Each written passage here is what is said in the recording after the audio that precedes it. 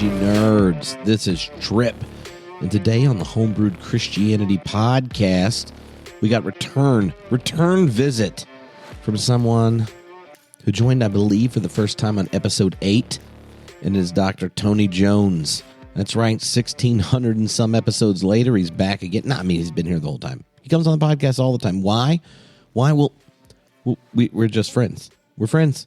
I mean, yes, he is a PhD in practical theology, was a part of the emerging church movement. We're in the middle of an amazing podcast series, Emerged, which is a completely different feed. You should all go check it out, because the one episode coming out right now, if you're downloading this when this comes out, is on the backlash to the emerging church movement. And yes, it features like Nadia Boltz-Weber and Brian McLaren and Doug Pagitt, but they're responding to people like John MacArthur and D.A. Carson and all these people that were real critical of the emerging church movement and such. And it's a fun episode, so go check it out, emergepodcast.com. Anyway, Tony has a brand new book out, A God of Wild Places, and this conversation is wild. Wild? Why? Well, not only have we been friends a long time, and yeah, he comes on the podcast regularly, but this is actually about a book I know he's been working on 12 plus years, and it's finally out. It's quite wonderful. And we sat down to talk about it in person in his living room with smoked old fashions. Now, before we get into the conversation, I want to let you all know two things. Number one, what is that first thing? Well, right now, we just kicked off the God After Deconstruction class. It includes 10 videos Tom Ord and I've already made tackling the big reasons people have begun faith transitions. Of late, we did some survey data. We built this whole book around it. There's video projects. It's just go to godafterdeconstruction.com. And the second thing I want to do really quickly is let you all know what you should go get your tickets for Theology Beer Camp right now. Well, almost 300 tickets. We already sold almost 300 tickets to Theology Beer Camp in October 17th and 19th in Denver. We're going to have 20-plus theologians, 20-plus God pods. We're going to have live music, participatory artistic explorations of the Spirit, all sorts of good stuff going down at it. It's going to be better than ever. The last 2 years, we sold out, and we got a bigger place. We're going to bring together in Denver, easy place to fly into, in the middle of the country. More people could drive it. I'm just saying, come to Theology Beer Camp. It's going to be awesome. theologybeer.camp. Then you can hang out with me, Diana Butler-Bass. We're going to do Ruining Dinner live. You're also going to, our friends like Brian McLaren, Ilya Dilio, John Tatamano, Jorg Rieger, Grace G. Sun Kim, Adam Clark. I mean, if you like nerding out, there's not going to be a better gathering of such theological, I was going to say scum and villainy because of a Star Wars reference, but they're not scum or villainy. But maybe in certain places we probably all get called that. So you know what I mean? Theologybeer.camp is where you go. You grab your tickets because you know the longer you wait, then the cost goes up, and you just want to lock it in. You want to tell your friends to come. You want to be like, come on, friends, let's go nerd out with our geeks out. It's going to be awesome. All right? Well, here we go. This is the Dr. Tony Jones on the podcast for the 32nd time. And it's a special one because I'm getting to talk to him about a brand new book.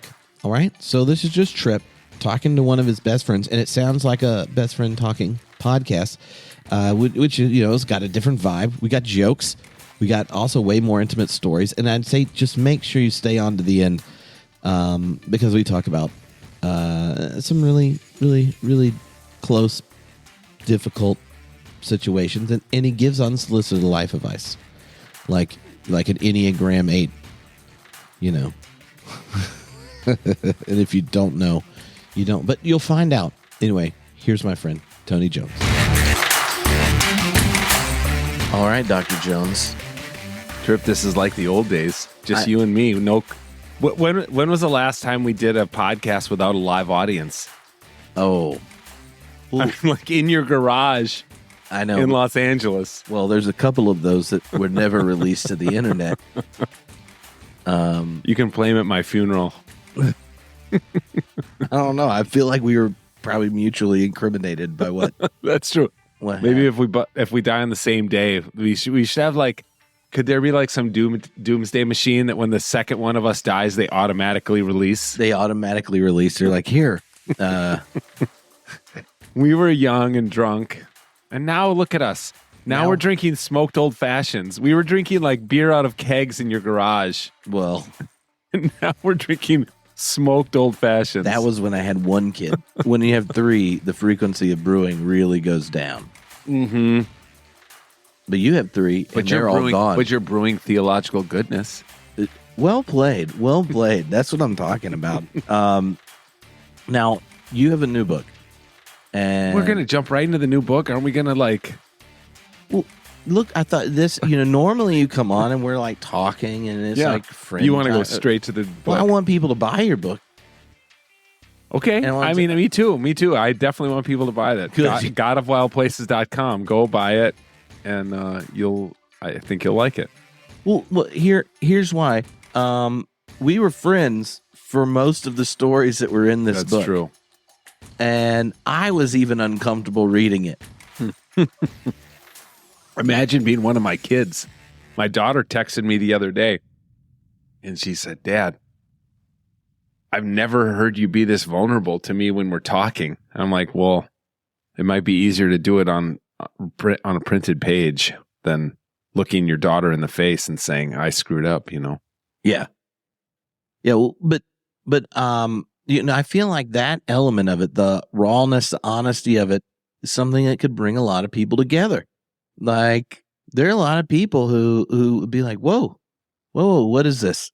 Honest, raw Tony embracing his brokenness and finitude and all that. And then others that have really, that you've been an important part of their life, like, oh, well, this is different.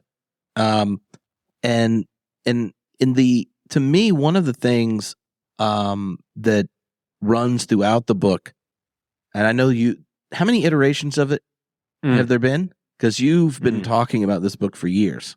Trip, it took me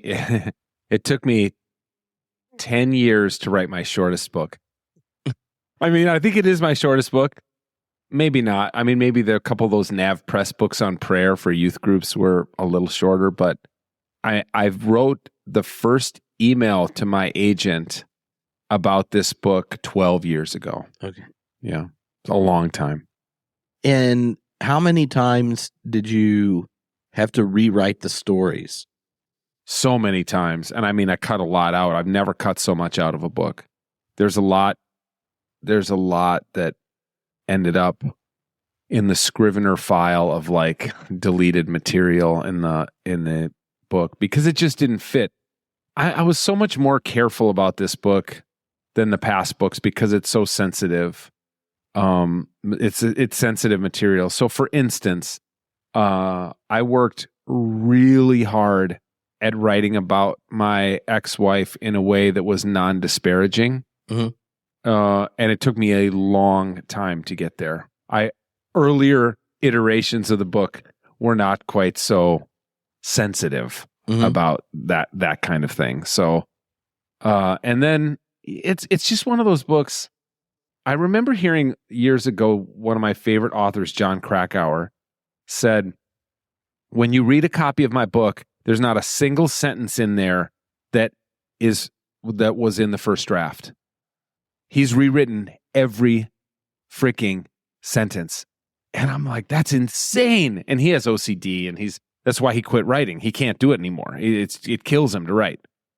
But this is the closest I've come to that, in that now when I look at a passage and I'm like, I remember working on that sentence to get it just right. So I've always cared a lot about the writing craft. But this one really, yes. How long did it take? 10 years. Some of these stories, 10 years I wrote and rewrote and rewrote. Mm-hmm. So the narrative running through it is, you could say it's like a postmodern version of The Dark Night of the Soul. As someone who has introduced sacred practices from the early church and the medieval period and such, translated and introduced lots of like spiritual classics, taught them in a youth context and such. I was struck that you didn't mention it as a dark night of the soul in a direct way. Like I should have referred to the Dark Night of the Soul. Well, you've done it your whole career, like because let's take like say Richard of St. Victor talking about it, where you get to this point where the darkness becomes dazzling, and it's only by leaning into the darkness that the presence of the divine reemerges. And this is a story where your identity in the church, what you thought was stable in your in your family, your career, and all these things get pulled out from under you, all the way to the point of losing your father. Yeah. And where was it your feet got stable again? It was not in the relationships that formed you, and a lot of it was with your dog, in nature, and finding yourself at home in a world that outside of the kind of sacred culture that you came from, you found a depth dimension there that wasn't when you used to visit your home and visit the cabin early on. Like you rediscovered something there, and that notion of a darkness that when you go into it, it begins to dazzle. That was how I read it. And on the endorsement I never sent you, that's what I was. Is that what you were going to write? Yeah. I did. I mean, all those homebrewed listeners should know this is Trip, who has like how many. I mean, I will answer your question, but before we get to that, how many unread emails are there in your inbox? Ballpark. 1,700. I have 150 unread text messages, Tony. How many? 150 some. No, more than that, I think, because I think I saw it on your phone. What's it say? Oh, shit. What? 1,496. Unread text messages, and then read the emails, unread emails. 10,679. Oh my God, Trip. Yeah, that's Trip. I'm Mr. Inbox zero. I like end every day with a zero inbox. I don't believe in that. You have over 10,000 unread emails. And how many text messages did you say? 1,400? Oh, I don't think it was 1,400. Okay, it was 1,496.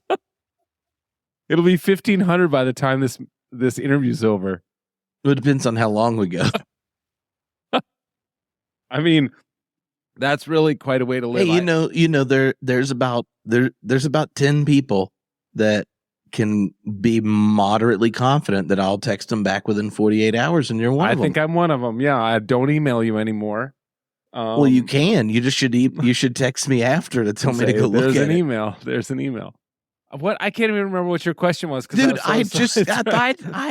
were like dazzling. You were sitting here trying to get me to talk to you about what we were going to talk about. I'm saying that your book follows a traditional. The listeners should know I have a lot of really wonderful endorsements from some of my closest friends and colleagues, people I respect.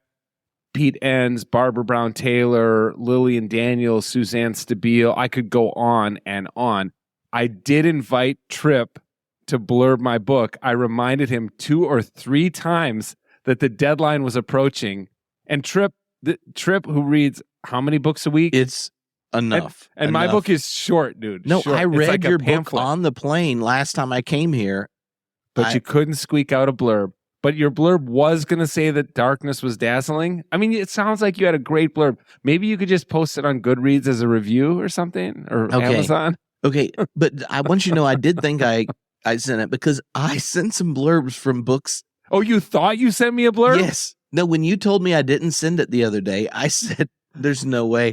Because I did write blurbs. I mean, sorry if you're in this category, but there's probably only a few people I'm as close to. So, yes, that's right. I wrote some blurbs for some friends' books that are more on the acquaintance side of life. Yes. Oh, I know. No, I've seen your blurbs. I look, Brian McLaren has a book coming out a week after mine, or no, a month after mine. Doesn't his come out in May? And he not only has already been on the podcast to promote his book, but I recorded it. I haven't released it yet. Oh, you haven't released it. I see. And he's got a Trip Fuller blurb on the back cover of his book. I'm on the back of the book? No, I don't know. I haven't seen the book. Okay, because I've seen the blurb. See, I would judge some. I feel like you have to get to a certain status to be like a printed back of the book. It's true. It's true. Flip my book over. How many blurbs are on the back? I think 4. Yep. Barbara 4. Brown Taylor, Brian McLaren, Jim Shockley, Jessica Kraft. So let me tell you how we came up with those. We'll get to the Dark Night of the Soul. Okay. But see, he Barbara was Brown honest Taylor, in the book, but he's just going to dodge. Barbara Brown Taylor is a rock star. Correct. So, and then she wrote an incredible blurb, right? Then Brian McLaren, who wrote a succinct and beautiful and very affirming blurb. Yeah, but you want to know something? What?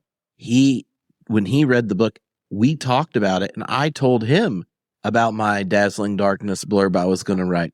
That you never wrote. Yeah. Well, this is the difference between you and Brian. He actually sent in a blurb, and it made it to the back cover. Well, and then Jim Shockey is probably not a name you know, but he is one of the most famous hunters in the world. He has a TV show. He has multiple TV shows. He's a very, very, very famous name in the hunting world. And then Jessica Carew Kraft. Frankly, I fought for that one because you've probably never heard of her. She just wrote her first book, but her blurb so wonderfully encapsulates what I'm trying to do in the book. I was like, I want her blurb on the back. Even though some of the blurbs that are on the inside, I mean, Suzanne Stabile just sold 1 million copies of her first Enneagram book. 1 million copies, dude. And she didn't make it to the back cover, but Suzanne could have been on the back cover, of course. So it's so funny. That's one of those that's really inside baseball, but this is a debate you have with your editor when I got 15 blurbs. Does Pete Enns go on the back? Does Suzanne Stabile go on the back? Like, who goes on the back and who goes on the inside?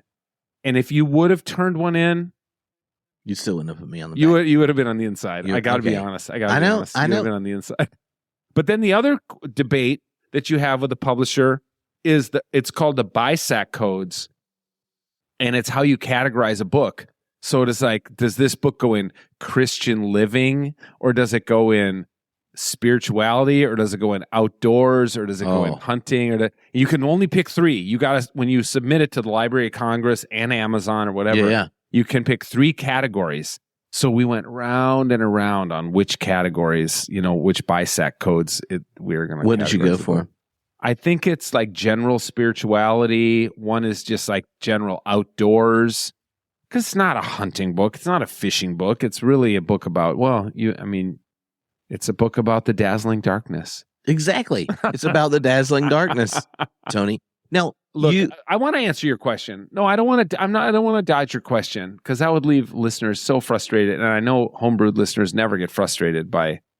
They say, look, if Tripp ramped up for a 3-minute question and Tony dodges 3 times. Yeah, I got to answer your question. You were surprised that I didn't use the phrase Dark Night of the Soul. I definitely could have. As you know from reading the book, it's my story for sure. It's not a memoir, strictly speaking. We can talk about the genre if you want, but it's thematic in nature. And I do use some, Rudolf Otto is one of my main sources of trying to understand. What I'm trying to do is understand my experience of going through what I went through, which you and I can talk about if you want. You're, as you already said, are very familiar with it. I think probably a lot of homebrewed listeners are at least in passing ways are kind of familiar with what happened in my life, in my public life. And what I found is I was just like, the church sucked for me. The church is great at it's the Trip. The church is the hospital for sinners. Oh, amen. The church, I think, is good at helping. I don't remember that part in the book. The church is good at helping broken people. It's not so good at helping broken pastors. And it's really shitty at helping broken celebrity pastors. And I was not, look, I'm not Joel Osteen. I was like a C-lister, right? But, you know, I was a C-list Christian celebrity during the emerging church peak. And when things went ass over tea kettle for me, the church didn't really know what to do with me. And I mean the church. What's the church? The church is obviously just people, but the people, a lot of the people in the church, including other C-list and B-list Christian celebrities, didn't really know what to do with me. And so I went outside. I mean, I just went outside and I hunted and fished and canoed in the Boundary Waters. I went hiking, and that became the thing. I remember times of like thinking I have to get outside. And this was like, I'd be sitting in family court. I sat in family court so many times, you know, and my sitting there in total silence, which is super hard for me. Enneagram 8, bossy, loud person. And my lawyer would be like, you will not speak for the next 2 hours while we sit in a hearing. While you pay me. Yeah, you're paying me. I will do all the talking. The only thing you will say, you won't even say anything, because it's funny. Like the judge says, you know, can you tell me? And my lawyer would say, M. Sue Wilson here representing Anthony Jones, who is seated to my left. I couldn't even say my own name. Like that's how silenced you are in family court, in probably any court. I've only been in family court, but there's a part in the book where I write about I had this recurring nightmare that I was screaming for help and no sound was coming. Like I was screaming with all my lungs, but no sound was coming out. So there were times, I think, when the darkness was not dazzling. The darkness just sucked. It was just like, I didn't know if I'd survive it. I mean, thanks to friends like you, I could name some friends. I'd like to name some friends, actually. I mean, there were people who stuck by me in the darkness, and you were like head of the line. Brian McLaren, Doug Pagitt, Jay Baker, Peter Rollins, obviously Courtney, my wife, whom you know and love. And I could name a few others, but like there was a little core of people who really not just didn't abandon me, which some people did, but really like kept reaching out to me and kept making sure I was okay. Yeah, one of the things about your own story is it's unique in the sense that the breakup or breakdown with the church was hugely public and a blog topic and all that kind of stuff, but the number of people who thought where they found their identity and the deepest affirmation have felt betrayed when life's hardest moments came I think that's something a lot of people can resonate with. Yeah. And as someone who prior into that moment, I mean, obviously there was difficulties that you share in the book, both like, going to Princeton and trying to do your PhD and being a young family and all those kinds of stressors and things. Yeah. But at that point you were teaching in ways that other people began teaching prayer, spiritual practices and such to people. Yeah. Like in that process, when did your kind of personal, internal spiritual practices start to have like tension? And when did they close off that it required, completely exiting the building, the church building, to find new energy? Sometimes when people criticize you and they say something that's not true, but it's like 5% true, it's just enough true that it makes you think they're right. I remember during some fight, my ex-wife, she was wife at the time, saying something like, "You write all these books on prayer. You're a fraud. You never pray." And it wasn't true because I did pray, but I was no like guru on prayer. And I wrote a book for Nav Press. Literally, the title of the book is Pray. Mm-hmm. I wrote another book on Lectio Divina. I wrote another book called The Sacred Way, which is about like different ways of prayer.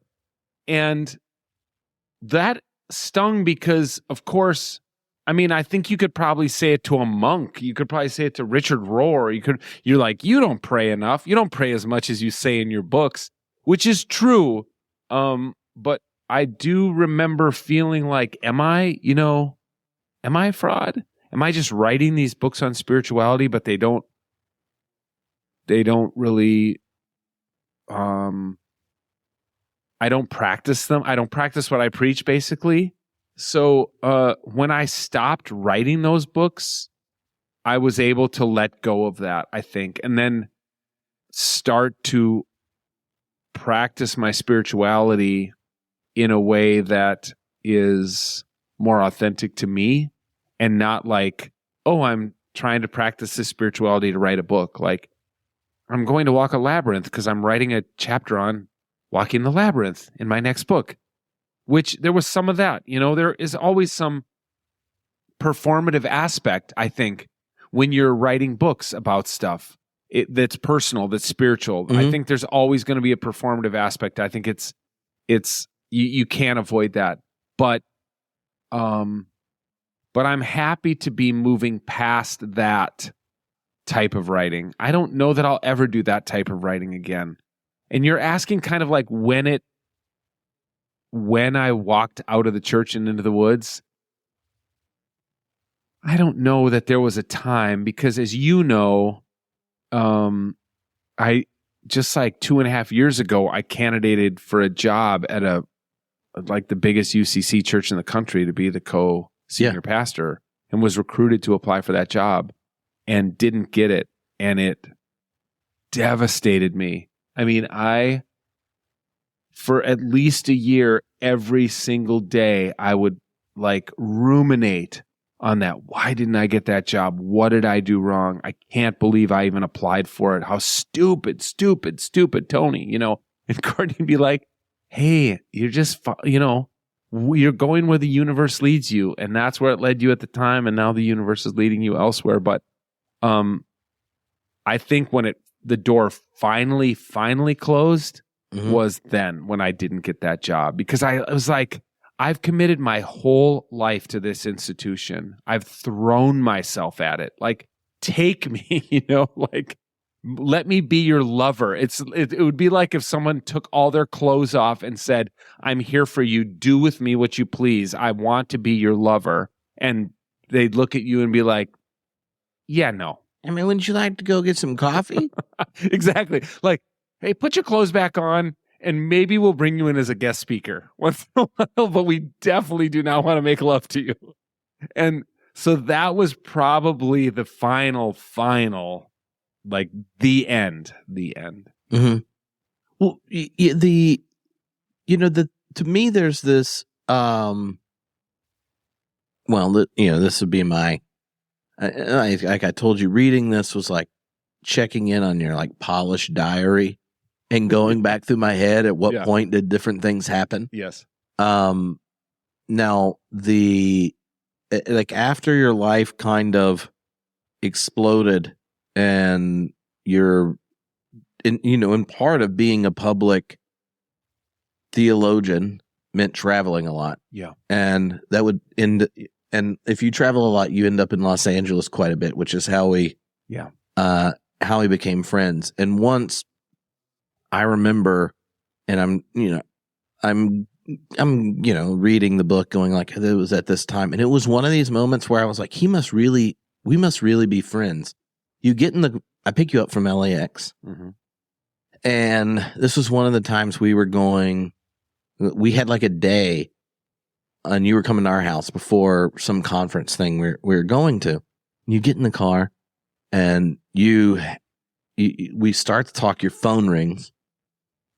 It's life on the other end. Mm-hmm. I think this was, it was an intense family situation. Yes. And you're now not present.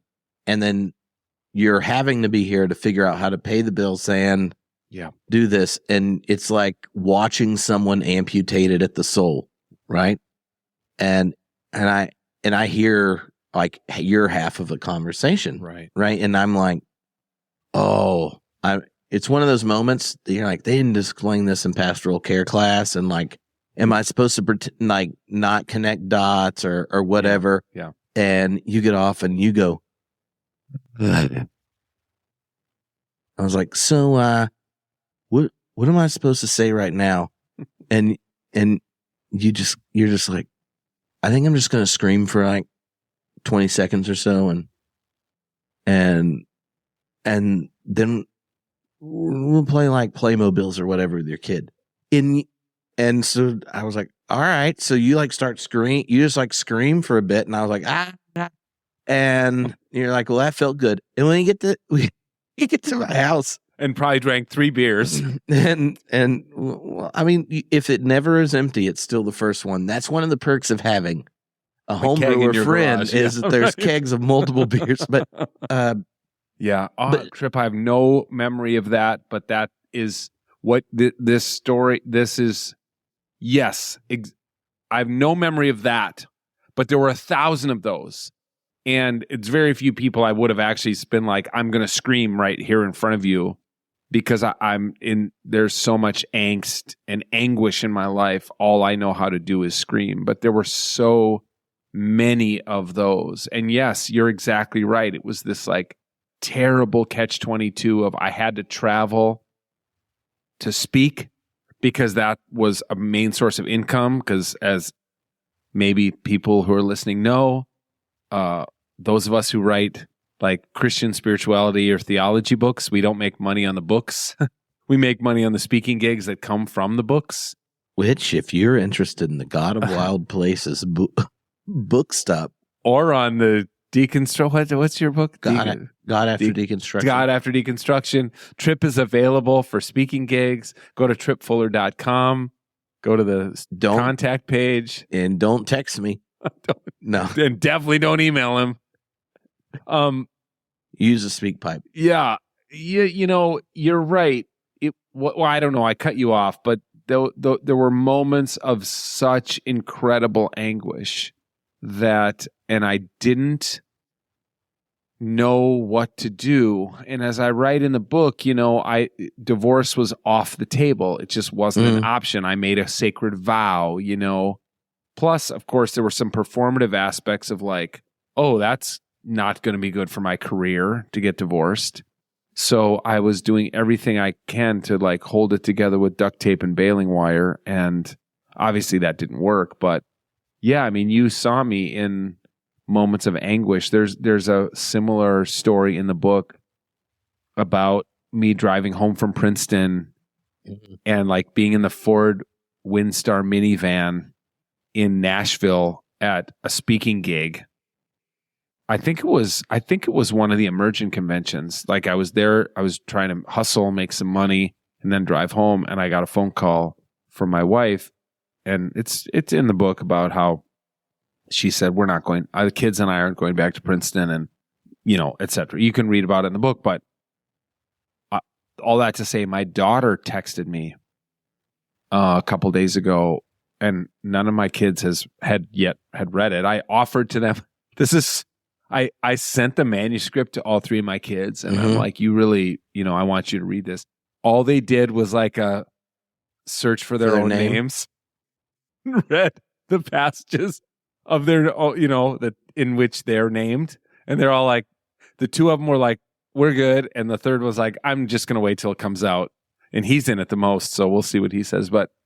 And she said to me, she texted me and said, that passage is really hard to read. Now at the time she was 3, like she has no memory of that, but to read about the strife between her parents. And I'm sure for you sitting in that car, like how awkward and painful to see your friend in anguish. And like, what do I do?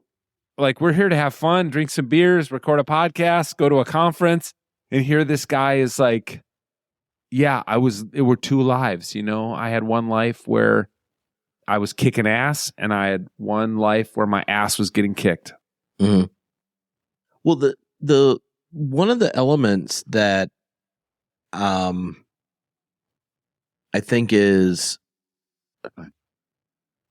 uncomfortable in the book is, especially for, and this Alicia, who's my wife, by the way, if people didn't know that, she says, well, you know, it's probably uniquely uncomfortable for you because I've never met someone so smitten with the church that when she asked me about it, I said, yeah, you know what? Reading through it, like I remember like when as Tony expected less and less from the body of Christ, he became more and more himself. And you should have written that endorsement. And that just makes me as uncomfortable as it gets. Because you want me to find myself in the church? No, because I want the church to allow all of I want the church to make space for people to have the fullness of their life. Yeah. Both like why reading it made me think of you screaming and then feeling like if you just let me scream in front of you, I'll now go perform Tony Jones. Like think of how many, not like on that macro, like we're about to go run a conference for like 40 theologians that are all coming into Claremont or whatever the hell it was that time. But how many clergy have to, if they're lucky, have someone they can scream at and then go perform the gospel for a whole bunch of people who also probably need someone they can scream at to then be a parent to their kids while they're there, or take care of their elderly parent that doesn't recognize them anymore, or are trying to pretend that they don't know how that they know how they're going to pay their bills when they don't. And then like to me, I feel like I am increasingly lucky in that like those big early moments as coming of age, the church was the place that blessed me the most and made space for difficult times. And it so coheres with Tripp's larger Christology and vision of the church and all these things that then I just go like, yeah, but this is what we're supposed to do.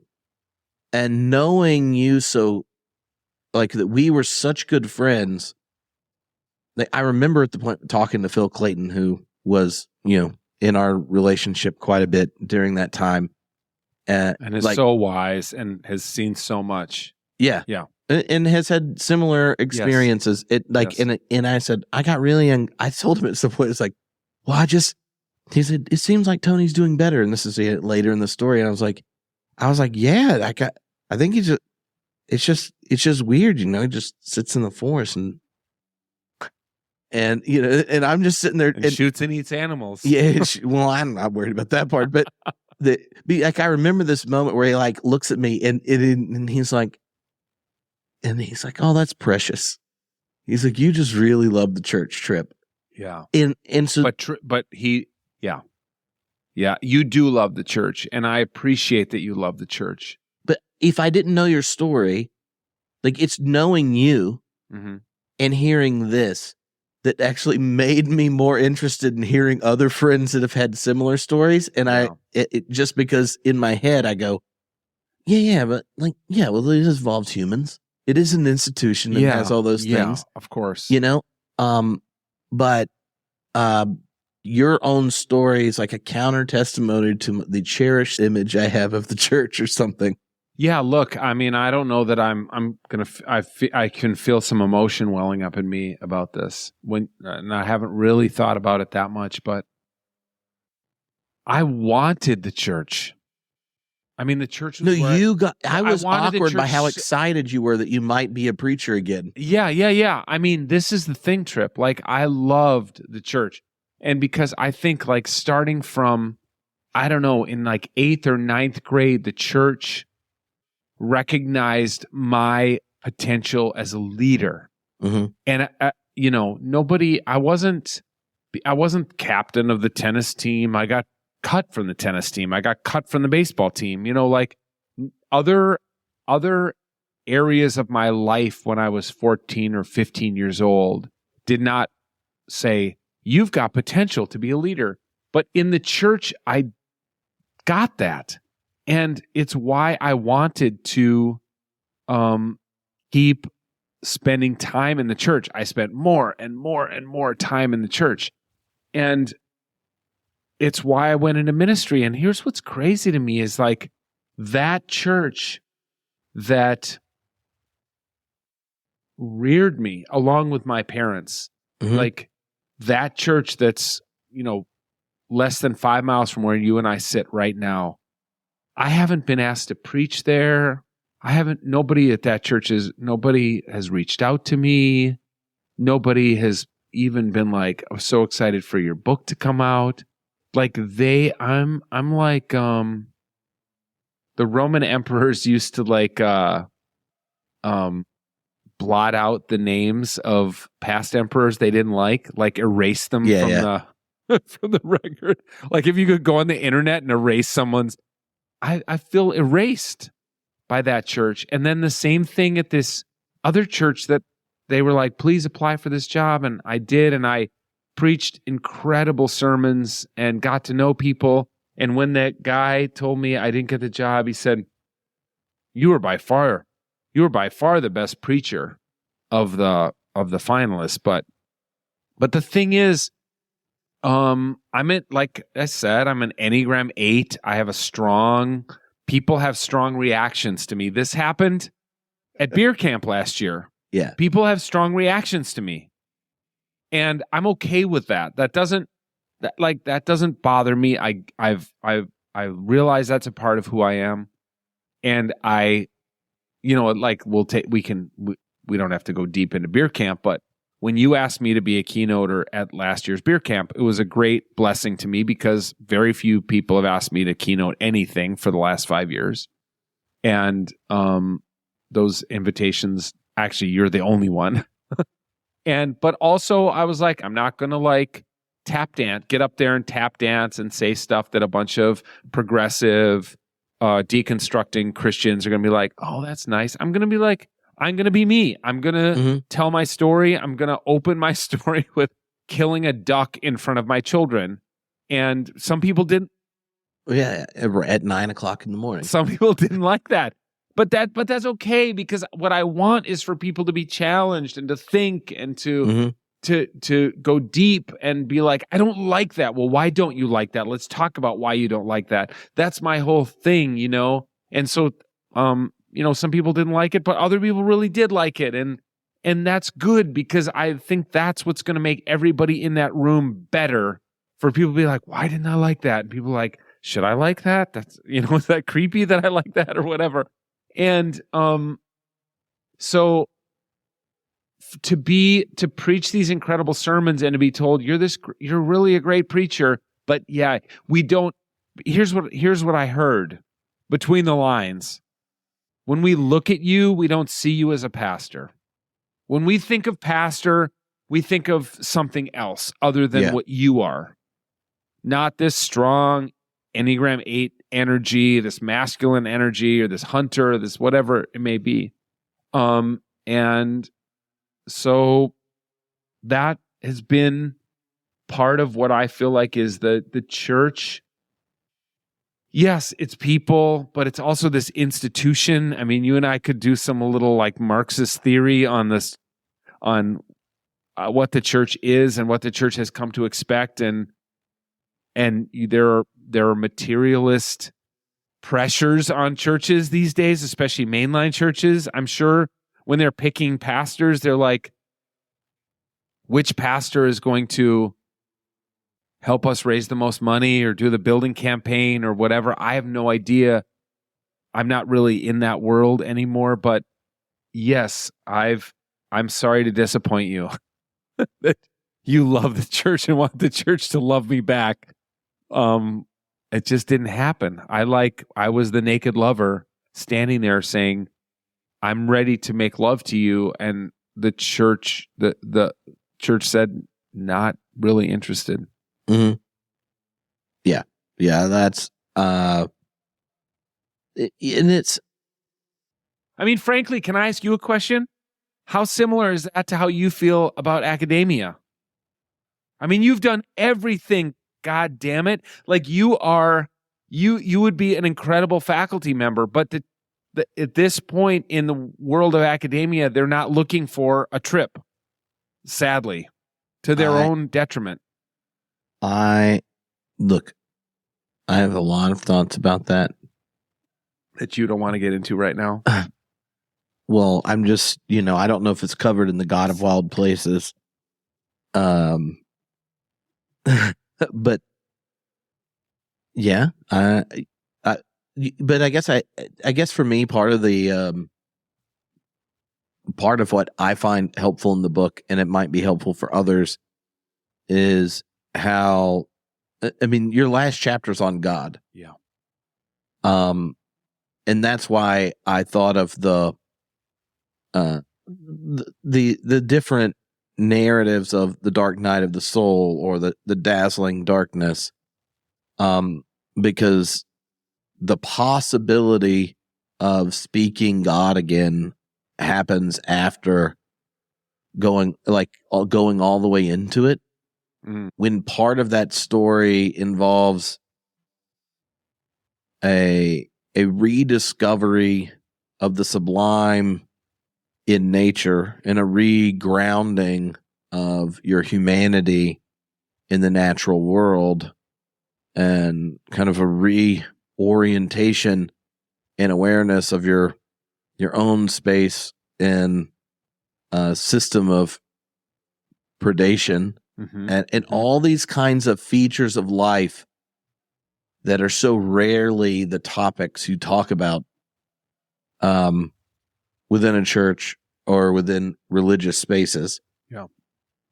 How did you decide how to guide the reader into a manageable version of what was tumultuous years in wrestling? Like, I mean, even some of these things, like I remember when it happened and bits of it, but then the reflection on it was clearly more synthesized and processed over time from even the initial experience. Well, I'll tell you a couple funny. My mom,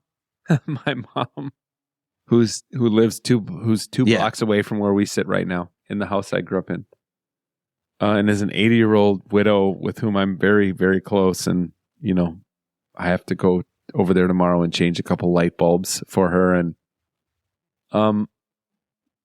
she read kind of like the penultimate draft of the book. And she said, "You're never going to get invited to preach ever again. Anywhere. No one's going to ever have you preach again, Tony. Why are you doing this? No one will ever invite you to preach." I'm like, why are you saying that? I don't think it's not an anti-Christian book. It's just less overtly Christian than my past books, but it's not like against Christianity. She's like, because in the last chapter about God, you write about God with lowercase g. And none of my friends are going to know why you wouldn't capitalize God. And my mom's very like progressive, progressive Protestant, and very like well-educated and even on theological things. But that was really hung her up. So it's funny now, if you read the last chapter, God is back in a capital G. It's good. I deferred to my mom. And not because I was afraid I was going to lose preaching gigs, but because I was like, that wasn't the point I was trying to get across. Was like, I wasn't trying to upset. I was trying to express my own. That was a way, by putting God in lowercase g, it was just a way of me trying to communicate in writing. I'm less confident about God than I used to be, or saying things. Here's the thing, Trip, on that last chapter. I start that last chapter by saying, basically, like, you may have read this book so far and been like, hey, the God of Wild Places, where's the God? Like, you put God in the title, and I've been waiting for you to tell me who God is. Where's this God? And I confess in that last chapter that I'm a lot less confident at speaking about God in normative ways than I used to be because of what I've been through. And that's all I used to do. I used to make a living at talking about God, doing what you do, telling people who God is. And there was a point when I was writing the book and I'd been told by my agent, Jonathan Merritt, to go back and read Barbara Brown Taylor books. He's like, that's what I want you to write like Barbara. Go read those books. So I was... You're saying if you read a couple of them, you can write that well? Well, it takes work. But at the time, I had written this whole manuscript, and yet I was struggling to figure out how to say it in the way that seemed authentic. And he said, just read Barbara. I want you to read Barbara. So I was reading Learning to Walk in the Dark, rereading it. And I texted her, and she's a friend of mine and a beautiful, as incredible of a human being as you would guess from reading her work. And I said, I've noticed in your book, you don't say should. I've written all these books. Here's how you should pray. Here's how you should understand the ecclesiology. Here's how you should understand the atonement. And I said, you don't write should. And she texted back like that. She said, Tony, should is male language. Women don't write like that. And I was like, oh, shit. She's right. Her books don't say, here's how you should walk in the dark. Her books are like, here's what I learned by walking in the dark. Do with this what you want. Yeah. So that was an epiphany for me to go back through the book and be like, do I ever say should? You should find God in nature. You should go hunting. You should butcher your own meat. Nope. No, I'm going to write a book saying, this is what I've done. This is what's helped me get through this dark night of the soul, like the darkest time I can imagine, and do with it what you will. And I think if it is successful as a memoir, that's what people find themselves in memoirs. You read a good memoir and you think, I didn't live anything like that growing up, but I kind of know what they're talking about, So I finally got to that last chapter. I remember, Trip, writing it and being like, all right, this is like the rubber hits the road. I've written a lot of books about God, and now I'm writing only just one little chapter about God. And I thought, I don't even know what to write. And so I'm just going to say to the reader, I don't quite know what to write, but I'm going to do my best in this chapter of, without talking about God in any normative sense, talk about God through like what I've learned from being in the outdoors. You were about to write the chapter when I was out here for the Festival of Homiletics. And we talked about it for quite a while. Yeah. When we were walking Crosby. When we weren't That's my dog. Yeah. When we weren't getting interrupted by all of the neighbors being Minnesota nice. Yes. Which I've decided after spending more time here recently that you and Andy Root are not the archetypes of Minnesotans. Andy and I are both so deeply Minnesotan, like really both of us in our own ways. And Andy and I have spent a lot of time together. We're deeply Minnesotan in that we're like super into being Minnesotan. Yes, and we're like are. both super into hockey, and we're both kind of like, I don't know, a little bit jaded and a little bit like, any kind of northern tier, like Scandinavian people. But no, we're not that traditional Minnesota nice, like, hiya, neighbor. Although, look, if Courtney came down here right now and she'd be like, Tony is the one who organizes this whole block. Like our block on this street we're sitting on right now, we started during COVID having cocktail hours, and I'm the one who coordinates all those and gets all the things together and texts the whole block to ask for sleds for Tripp's family to go sledding and for Tripp to go sledding. And I can't believe you did not break your glasses. I mean, it's shocking to me. Did you see the slow-mo? Oh my gosh.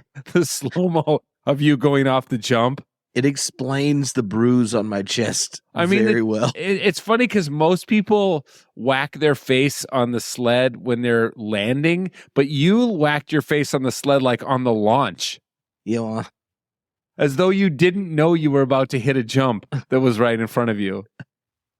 I didn't know how it was going to go. You did a nice job on the tuck and roll at the end, though. Well, I remember thinking my glasses went to the right. Yeah. Go left. Yeah, that's smart. And you were wearing my dead father's winter jacket. Well, there you go. That was the last topic I was going to talk about. But on the God thing. Yeah. Well, you haven't said anything about the chapter yet. About the chapter on God? Other than you wrote it, I had to do it at the end, Barber Bound Taylor. I mean, I was tentative. Tripp, here's the truth. The truth is that as somebody with a PhD in theology, who's an Enneagram 8, and who's written a bunch of books about you God. Can't say should. And I said a lot of books with a lot of should. And then suddenly I'm like, my friend Kent Dobson, he got up at Mars Hill Church in Grand Rapids, Michigan, and said, I don't even know what the word God means anymore. Mm-hmm. And the elder board met, I don't know, the next day, the day after. And before the next Sunday rolled around, he was relieved of duty. The church Rob Bell started, which is a church that was known for being innovative and edgy. And here Kent is up there confessing as their pastor, their preaching pastor, I'm struggling with this. What does this word God mean? Like, I'm really struggling with this. And the church's response was to say, basically, you will never climb in that pulpit again. You will never preach again at this church. If you don't know what God means, we're not interested in you. And I'm telling you, I had a similar experience as I prepared to write that final chapter. I was like, I know I need to write a chapter about God, because if I didn't, it would be disingenuous, because the book's called The God of Wild Places. Mm-hmm. So where am I going to land this plane? And I just thought the first thing to do is to admit to the reader, I have a lot of trepidation about this, about even writing about God, because I spent a lot of my career, and I look back on some of the stuff I wrote about God or said about God in front of big audiences, and I cringe. I'm like, how the hell was I so confident that I knew so much about God? I know less about God at 55 than I did about God when I was 35. Mm-hmm. So that chapter on God was hard to write. I don't know, will it be satisfying to readers? I guess I can ask you, you're a reader. You know, it was a challenge. Well,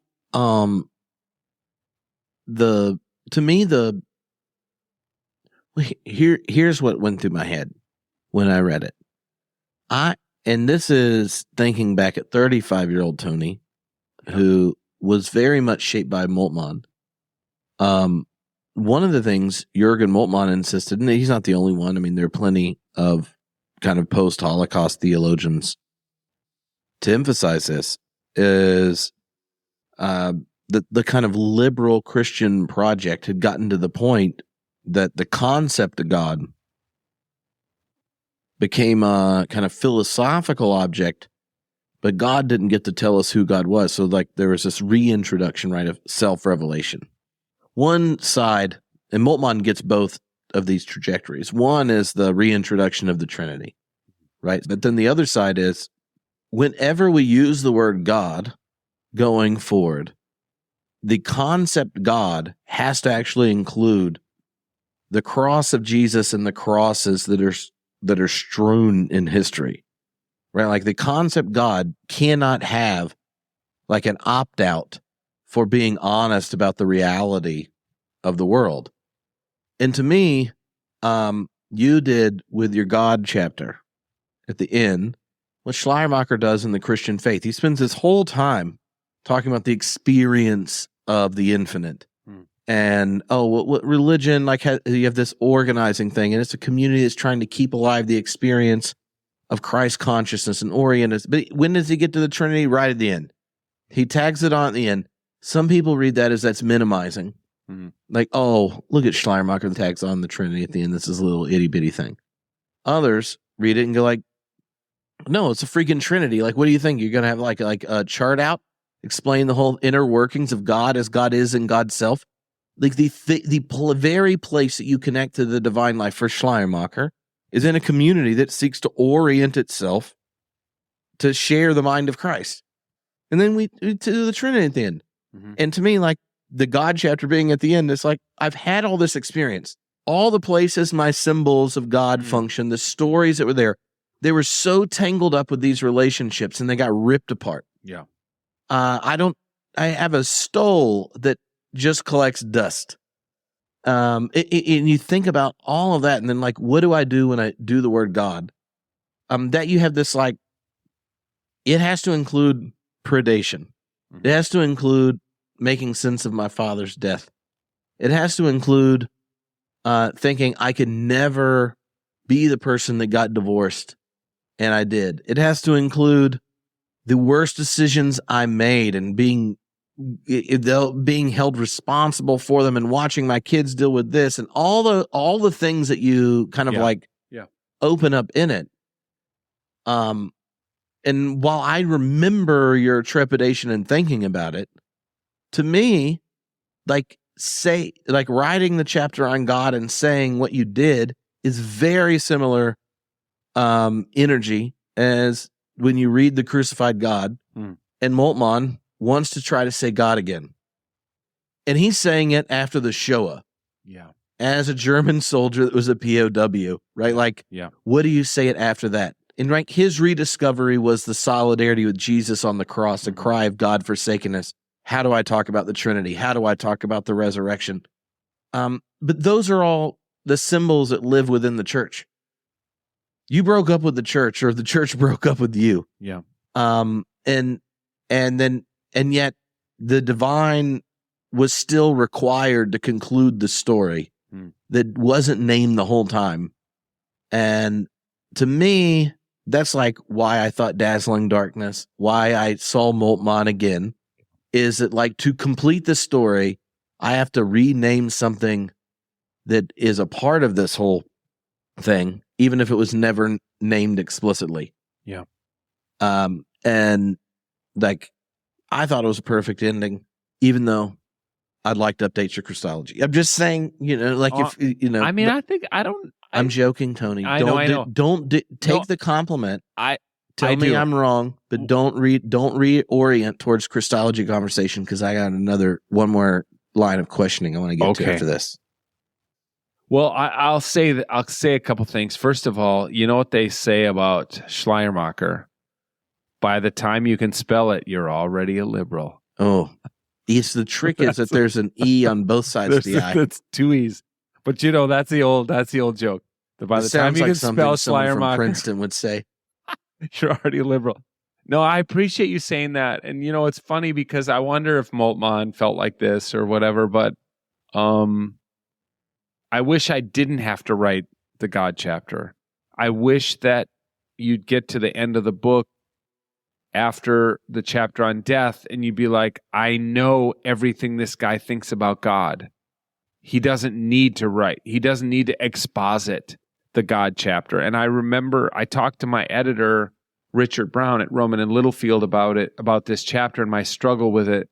He's like, no, you really need to do it. And the way to get into it, he said, is why don't you recap the earlier chapters and say, here's what I learned about God when it comes to my dogs. Here's what I learned about God when it came to risk. Here's what I learned about God when it came to death.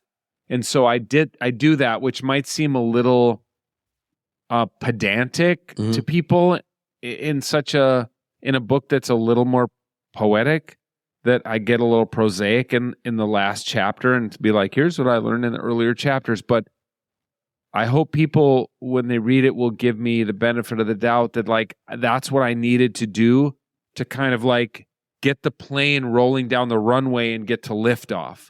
So yeah, it's not a postscript or an afterthought, but it is almost like my chapter on God is almost like I almost wrote it begrudgingly. You know, like I know I have to write a chapter about God because it's the second word of the title, the God of wild places. Like I have to write. You're like, I've just been wilding up the place for quite a bit. Yes, there's been a ton of wild places, but like 7 chapters of wild places. I better do one on God. But they're only wild places because like the depth dimension that you reintroduce through the sublime and the concept of God is the only way a shitstorm gets made wild. Right? Like wild is a kind of like untamed liveliness. Yeah. There's quite a bit of just shitstorm. There's a lot of shitstorm, but there's a lot of wild, and I hope it would be nice. I wonder if somebody could stop reading the book before the God chapter and be like, I know what this guy thinks about God now. But the chapter on God is meant to summarize, encapsulate, conclude, kind of bring it.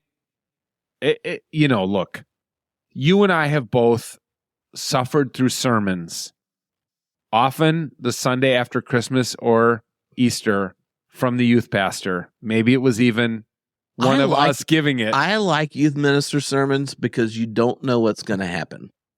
Because it's going to be like 3 or 4 sermons jammed into one. Because they probably never get to preach. They don't get to preach except the Sunday after Easter and the Sunday after Christmas, which my senior pastor, July 4th, he called that low Sunday. Low Sunday, because it was low attendance. It's low tide, and he was on vacation, and I got to preach. But a lot of us have done this. A lot of youth pastors do this.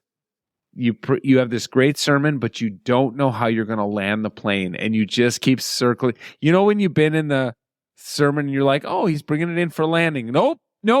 He's circling the airport. He's got another point. And I knew that the book needed to bring it in for a landing and then to say something about God. But I'll be interested to hear, especially all my friends out there who are homebrewed listeners.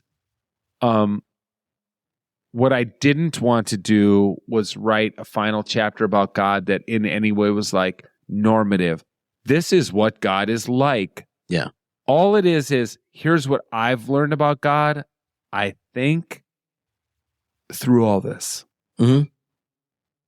I jokingly told people you're like my like older brother or like would have been my youth minister. Okay. Because we're like, 10 years apart. Yeah, but okay, but I'm your youth minister, and you're the kid in the youth group who's smarter than the youth minister and knows more of the Bible and more of theology, et cetera, et cetera. That was my normal experience. Every youth minister knows that kid, and we kind of have a love-hate relationship with that kid. Well, I had a love-hate relationship with this. You know what? I never enjoyed silly games and songs with hand motions till I was a youth minister and realized that everyone else liked those. And right. I just wanted to get to Bible study. But Trip, it's also like you need that stuff to kill time. You got 90 minutes with these middle school kids. You cannot talk about. Look. Here's the thing. You can talk about the Bible for 90 minutes. You're saying I can't for 90 minutes? But most of us were like, let's play Chubby Bunny, and we'll talk about the Bible for 10 minutes. Well, most middle schoolers, unlike you, have an attention span about the same as a squirrel. Nuts. But here's why. Here's why. So when you sent me the proofs, I don't even remember where I was flying. But like I sleep weird at a hotel because I'm actually by myself. And if you got married while you're in undergrad, jeez, and you have 3 kids, like the only time you're alone at night is if you're in a hotel and you can't talk your friend like Tony to sleep in a hotel room with you. No, I did that once. I won't make that mistake again till you get a CPAP. No, I have one. I've also lost like 50 pounds. Yeah. Thanks to kettlebells. Kettlebells. Swing Endorsing them bells, kettlebells. baby. If you want to swing bells, talk to Trip and Tony. Yeah, well, we're the kettlebell twins. So, but the so I was it maybe 2/3 through when you tell the story about the loss of your dad? Yeah. Okay, so I had read that, showed up someplace, and this is one of those, you get off the plane, and then the people hosting you are like, oh, it's Trip from Homebrewed Christianity. We're going to go drinking before he goes and does his talk. And you've probably experienced this before. There was once where I may have like overindulged prior to a live experience, Tony. So I like have decided that in my maturity, I wasn't going to do that anymore. Smart. Good. And so I'm like only having tasters. Yes. And I chose not to have the high gravity beers on my taster. Smart. You know. Smart. Just a couple little sips of Pilsner. Yeah. So I go, and then they have the podcast, and then I try one of the IPAs, and I'm like, well, I'd like these, but I got to go back to my hotel. They're like, we'll hook you up. They give me some crowlers. So I got like a double IPA and one of those barrel-aged monsters, right? Which would have been fine if there was anyone else with me. So you're like going up to your hotel room alone with a 12%, like 24 ounces of a 12%. Double bourbon, barrel-aged, whatnot. And I go out on my balcony at this hotel, have a nice cigar. Yeah. Drink this thing. Oh man! You know, at some point I FaceTimed kids. Were they're good night. And I'm sitting there reading about the death of your dad. Okay. Mm-hmm. I go back inside. Get a little emotional, Trip. Oh, I was emotional, Tony. Sometime after having a kid, even a bad Folgers commercial does it for me. Yeah, totally. So I go back in and I'm like going to bed. And you know how sometimes you're just sitting there and you're like, I just had one beer. Yes, it was 24 ounces. And 12%. Yes. But I was like, well, that one's really hitting. Yeah. And I lay down. I have the most vivid nightmare followed by another nightmare, all of them of my dad dying. Oh, my. It was intense. Okay. Well, okay, so this is why I was like, we got to do this. I was saving this for the last one. Okay. I remember multiple versions of the losing your dad, both like when it happened, story to as you've processed it and you've brought it up other places and things. Since you function as like older brother youth minister, and my dad's still here. What advice would you have for people in my situation, or all those that were the people that treated you as a mentor? What have you learned in losing your father that has changed the way you relate to loved ones, your mom, or other, that kind of thing? Like, what kind of wisdom? Because you clearly processed it. It is. I don't know if everyone thinks it. To me, it was the most painful chapter to read. Yeah. But it also occasioned, given the beer and cigar and falling asleep, like nightmares of variations of ways my father died. Yeah. Early readers, not a lot of people have read the book because we're recording this. It hasn't officially released yet, but early readers of the manuscript or the book have said that chapter was very difficult for them. That chapter was very difficult for my mom. Very, very difficult for my mom to read for obvious reasons. I mean, the first thing I'd say to you, Trip, is this. Your father is going to die. So prepare for it. The second thing I'd say is my relationship with my father, which I try to articulate in the book, was unique. I mean, everyone's relationship with their father is unique. I don't think they're all the same or whatever. And I'm not going to be one of these people like, well, when your father dies and blah, blah, there's it's like Oedipus and killing the father or whatever. I think my relationship with my father was unique. My father had, I look back now and I'm like, maybe was I too hard on my father in the book? I had a call from a friend, the guy Doug, to whom I dedicated the book. I dedicated the book to four guys who've been influential in my life, older guys who've mentored me. And Doug is one of them. He's the first named, and he's plays a big role in the book. He took me hunting the first time. Mm-hmm. He called me. He said I had to put your book down and stop reading it. There's a story about when I flip over. I'm driving a little skid steer loader, kind of bobcat type thing, and I flip it, and my dad is very upset with me. And it's a tiny little scene in the book, but he had to put the book down and stop reading it. And he wrote me that, or called me and said that that he thought he had dealt with all of his father's disappointment with him. But when this guy is 70, okay? His dad's been dead for 15 or 20 years. Yeah.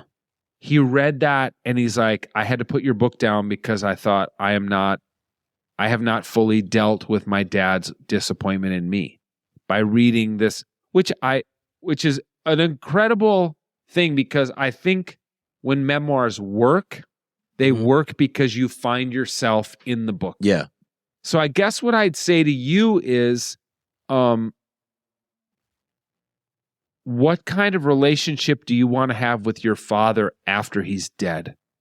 I mean, what kind of relationship you have with him now. And you can continue to work on that with him. And frankly, one of two things is going to happen. He's either going to do like my dad did and drop dead, over the course of 3 days, or he's going to linger for 10 years or 5 years or something. And you're going to be visiting him in the memory care unit, and he's not even going to know who you are. Those are the two ways that people die these days. And then he's going to be dead, and then you're going to have to be like, what's my relationship with my dead father?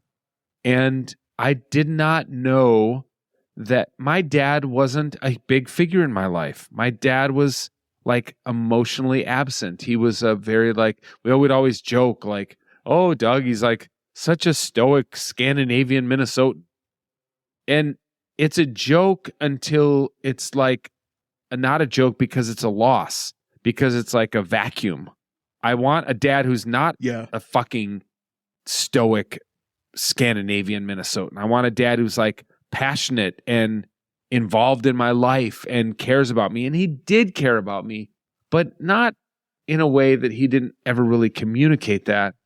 So all that to say, what's my relationship like with my dead father?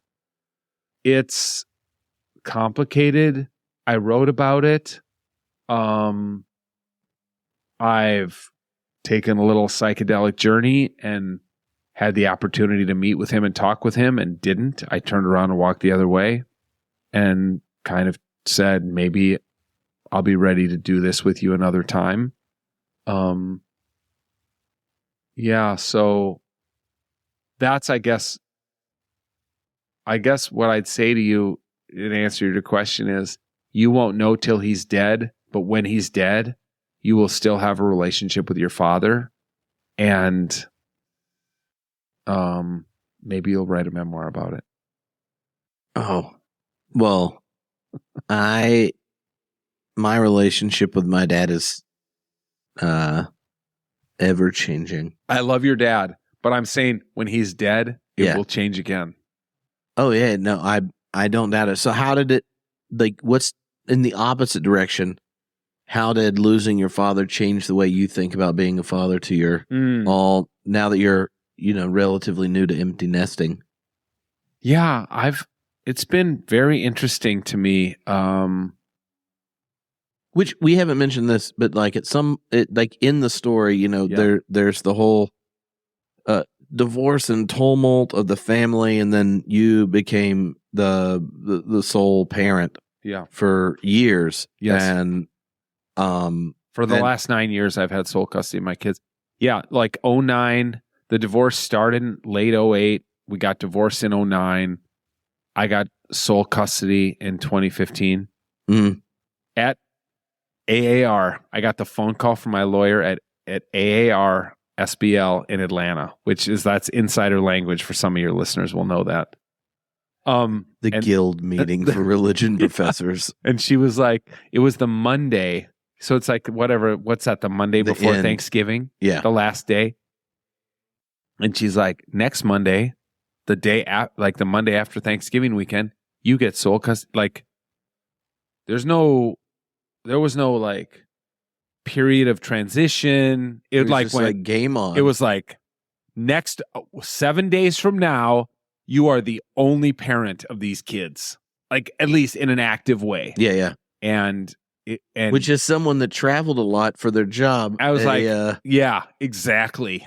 Like, then you moved into a really stable field called Christian publishing. Yeah, if you feel like Wile E. Coyote when he like hits the brakes, but then he realizes he's already out over the whole canyon. Yeah, it was like, don't look down. Too late, baby. So you hit the brakes Monday, too late. Yeah, exactly. So like next Monday, you are 100% parenting, which was amazing and intense and a big, anyway. My relationship with my kids is so good. They're so independent. I had a long conversation with my oldest son today, who is, my two older kids have graduated from college recently and are out in the working world. My 3 kids are so hardworking and ambitious. They kind of like break all the Gen Z stereotypes. I'm just thrilled with how they turned out. Yeah, they're fantastic and they have great things ahead. Not that they won't have bumps in the road. But do you think about how you'll relate to them? How does dead Tony relate to them? Like, and have you thought about bringing it up in the middle of a dinner? By that point, by the time I die, I'll be able to upload my consciousness to the cloud. They won't need a psychedelic journey to talk to you. No, they'll just call me up on their laptop. They're like, look, we got a bunch of his voice samples off of all the homebrewed episodes. Yeah, exactly. Exactly. AI will just generate for them based on homebrewed and the Reverend Hunter podcast and my audiobook or whatever. They'll just be like, you can have a conversation with Grandpa in your implant. Just like think Grandpa, and Grandpa will start talking to you. It won't be that hard. Well, Tony, I just want you to know of all the people I would like uploaded into my brain to give me unsolicited advice all the time. You're not on it. I would like to I would like to schedule your unsolicited life advice. I understand. I'm not. I spent a whole day with you and your family yesterday, and I'm not giving you any parenting advice. The best part is I don't even need you. I know you don't. To tell me what you're thinking, to know what you're thinking. Courtney asked me. She's like, do not give Tripp any parenting advice. And I said, Courtney, I don't need to. Tripp I don't even need to say it. It's telepathic. Some people, like, let's say you spent, a few hours like Phyllis or Brian. You're like, whoa, the warmth and love just flying off. Yes. You spend a few hours with Tony Jones. It was just like the judgment. The unsolicited life advice is just palpable. You just saw me like training my dog yesterday, and that was enough. You didn't even need me to talk about kids because the dog was enough. I personally wanted, which by the way, Tony was explaining to Josh, the editor for the Emerge podcast, his dog training theory. And just that you were talking about the dog that way, Josh and Emily, you could just see them getting awkward. And I was like, well, this is kind of entertaining. Yeah, that's true. Well, Tripp, you're such a dear friend. I'll say it here. Don't cut this out of the podcast. Okay. You're a dear friend. I love you. You stuck with me through some really, really shitty times. And I'm sure there are a lot of people who listen to Homebrewed who've never met you in person. And they're like, can this guy really be his? Yes, he is really that. You're that good of a human being. You're a truly good human being. And when Sarah Lane Ritchie says, I'm most Christian when I'm around Trip, I say ditto to that. I agree. I co-sign SLR when she says that. Yeah, you're a truly good human being. So thanks for having me on and allowing me to talk about the book. Well, I'm glad to. We'll have to have a separate conversation about all the natural theology stuff, because all the personal things are so much. We talk. We normally of late you get me to talk about Jason personal Michelli stuff. already call me out on the natural theology in public enough? Oh, you need to do it too? No. Or you're going to agree with it? I'm a lot more open, sympathetic to it. Okay, good. I'm open and relational when it comes to natural. It's funny theology. that people got mad at my talk at beer camp. They should have got mad at Michelli's response. Well, some did, I think. I was about to say no. You're saying that, but there were only 4 people other than me mentioned it more than 5 times as their favorite talk, and you're one of them. Well, that's nice. This might just be like a personality thing. All I would need is one person to have mentioned me as their favorite, and I would have said, "Well, that was the no, not like, oh, well, I just did it for the one starfish I threw back in." No. I mean, like, that was the person that had the right hermeneutic for the experience. Yeah, like obviously it landed for someone. So if you didn't get it, I'm sorry you were distracted. That I was discussing removing an animal's head in front of my children. Yeah. I mean, here's the funny thing. They were in the splatter zone, okay? They were in the splatter zone. This is a whole... It's like Gallagher. That's right. They were in the splatter zone like Gallagher. Here's the thing, Trip. As I was giving that talk, and some people were upset, most people, I think, liked it or understood what I was up to. But... I mean, even... What was out in the hallway? What was out in the hallway? 300 fucking turkey sandwiches in boxes waiting for their... They weren't going to not eat their turkey sandwich at lunch, but they didn't want to hear about how that turkey, that slice of deli turkey got in between those 2 buns and in that little box with the pickle and saran wrap. And that's what I was trying to do. I'm trying to be more deliberate about those kind of things in my life. Yeah. So that's a whole nother episode. And look, Tony, I understand what you're trying to do. And I know you do. And let's just say I wasn't surprised. Yes, you're probably the least surprised person in the room. When I told Mark Skendrek, because we were talking about beer camp this year. Yeah. And I said, last year, Tony told a story about ripping a duck's head off in front of his kids, and he was like, was the story more uncomfortable or how much he enjoyed telling it? And I was like, yeah, I think you got it right. I love that, Mark Skandrat. Come to beer camp in 24. I'll be there, and you'll get to meet Mark Skandrat, one of the most beautiful human beings in the world. Yep. Yep. Anyway, all right, Tony. This was fun. Love you, brother. The God of Wild Places. Go get it. And maybe you too can have nightmares where your father dies a bunch of different ways.